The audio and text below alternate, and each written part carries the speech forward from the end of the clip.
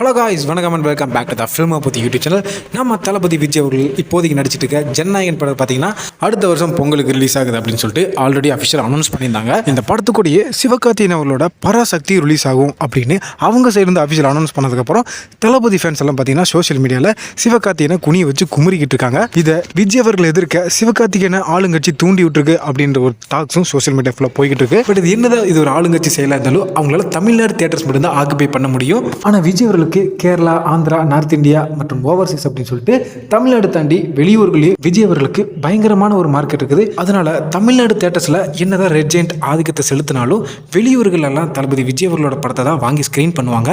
அதே நேரத்தில் விஜய் படத்தை விட சிவகார்த்திகேயன் படத்துக்கு தமிழ்நாட்டில் தியேட்டர் ரெட் ஜெயண்ட் கொடுத்தாங்க அப்படின்னா கண்டிப்பா விஜய் ரசிகர்கள்ட்ட இருந்தும் நிறைய ஃபேமிலி ஆடியன்ஸ் கிட்ட இருந்தும் ஒரு பயங்கரமான எதிர்ப்பு கிளம்பும். இதன் விளைவா பராசக்தி படத்தை மக்கள் புறக்கணிச்சு அந்த படம் அட்டர் ஃபிளாப் ஆக கூட வாய்ப்பு இருக்குது. ஸோ அதனால இந்த ரிஸ்க் சிவகார்த்திகேயன் அவரும் எடுக்க மாட்டாங்க, ரெட் ஜெயண்ட் எடுக்க மாட்டாங்க. ஜனநாயகன் ரிலீஸ் டேட் நெருங்க பராசக்தி டீமுக்கு பீதி கிளம்பி ரிலீஸ் டேட்டை மாற்றி வைக்க நிறையவே வாய்ப்பு இருக்கு. இந்நிலையில் ஜனநாயகன் படத்தோட ஃபர்ஸ்ட் சிங்கிளை பற்றி ஒரு செமையான அப்டேட் ஒன்று கிடைச்சிருக்குது.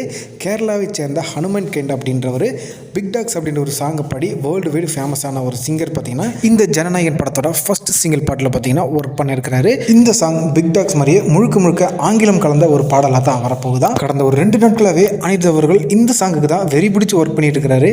அது மட்டும் இல்லாமல் இந்த சாங்கில் ஹனுமன் கைண்டோட சேர்த்து ஆவேசம் படத்தில் வந்த அந்த இலுமினாட்டி சாங்கை பாடின டாப்ஸியும் சேர்ந்து பாடுறாராம். ஸோ அதனால கண்டிப்பாக இந்த சாங் மொட்டத்தனமான வைப்பாக இருக்கும் அப்படின்றதுல எந்த ஒரு சந்தேகம் கிடையாது.